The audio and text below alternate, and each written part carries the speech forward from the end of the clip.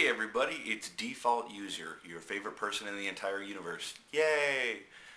Okay, so E3 is now here, and, well, as many of you may know, I was invited, but I couldn't go. But, I think I really took it like a champ. You know, sometimes things don't work out the way you want them to, and that's just life, right? So, I take the good with the bad. So, that being said, just because I'm not there doesn't mean that I can't give you the greatest up-to-date information known to man. Yeah, I am that freaking good. So, what do we got coming up? Well, here's a list of really cool things that are happening right now at E3. Microsoft started out with a big bang. Beatles Rock Band was announced. They had this big montage that looked really cool, and I am totally looking forward to throwing down some Beatles songs on Rock Band myself. Tony Hawk came out and danced around with his new skateboard controller. I really don't care. Any kind of peripheral really just doesn't do it for me anymore. It's not exciting and it's not new and it's definitely not interesting, so get the hell off the stage, Tony. Next up was the trailer and demo of Modern Warfare 2. Looks pretty cool, but again, they're really going to have to bowl me over on this one. It just still didn't quite do it for me. Fans of Final Fantasy will be excited to hear that they actually showed a live demo, not footage, of Lightning and Suds fighting a boss. And they summon Odin, which you're not supposed to be able to summon that early in the game, but it's E3, so yeah, looks really sweet, really cool, and they're targeting spring of 2010 as a release date. Next up, they showed Shadow Complex. Shadow Complex is an Xbox Live exclusive. It's a side-scrolling action title in the spirit of Metroid, but I think it's a little more akin to Lode Runner if you can dig that far back into your archive of old school games. It focuses on boss battles and has full 3D graphics. It's a full huge storyline and everything.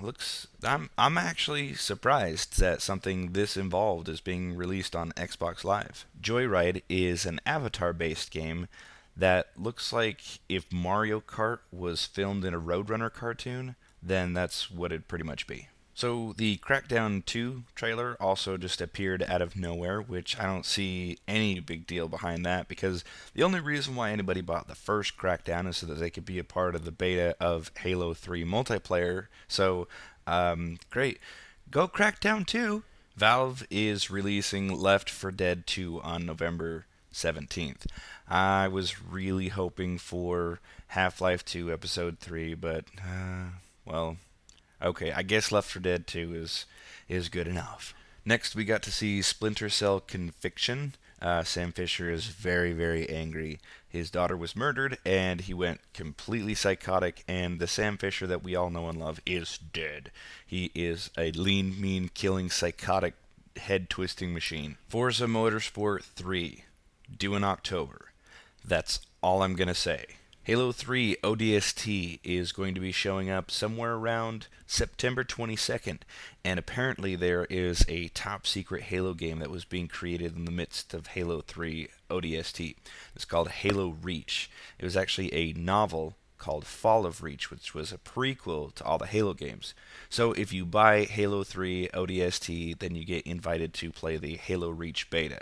So Halo Reach is also expected to hit shelves in 2010. After fans calmed down after seeing Halo ODST and Halo Reach, we got to see Alan Wake, which honestly doesn't seem like it's going to be that great. It's a horror survival game, which I do like the genre, very much so, but it feels like a Silent Hill / Resident Evil 4 or 5 remake. And I don't know, I think I'm going to get really annoyed by his constant voiceovers because, well, he's a writer and he has to explain everything. And I don't think I'm going to like it very much. If you're like me and you stopped using the instant play button on Netflix on your Xbox 360, you'll be happy to know that Netflix will be bringing us 1080p instant movies. And Felicia Day of The Guild, if you haven't seen The Guild, you have to watch it. She showed us how Facebook and Twitter are going to be integrated into Xbox Live this fall. Now you can tweet in-game and do other annoying crap that no one wants to know about while you're playing the game. Woo! I hate Facebook apps, and I hate Facebook invitations. Don't send them to me. The audience was then asked what is the number one franchise that everybody wants to see on Xbox 360. I had a couple of them, but it wasn't even close to that. And all of a sudden, Wah! An exclamation point popped up, and oh, great. Yeah, Metal Gear Solid is coming to Xbox 360. But it's not what you expect. It's not Solid Snake. No, it's lightning flashing. Metal Gear Solid Rising. Raiden. The last announcement gives me more of a reason to hide under a rock and fear technology for the rest of my life. Woo! Project Natal, which isn't the actual name of the product, that's just a code name, which means it's not going to hit shelves for a really long time.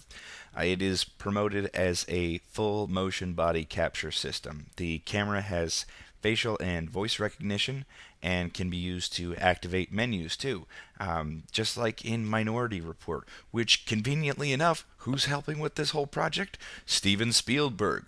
He says, it's not about reinventing the wheel, it's about no wheel at all. Oh, so very, very clever.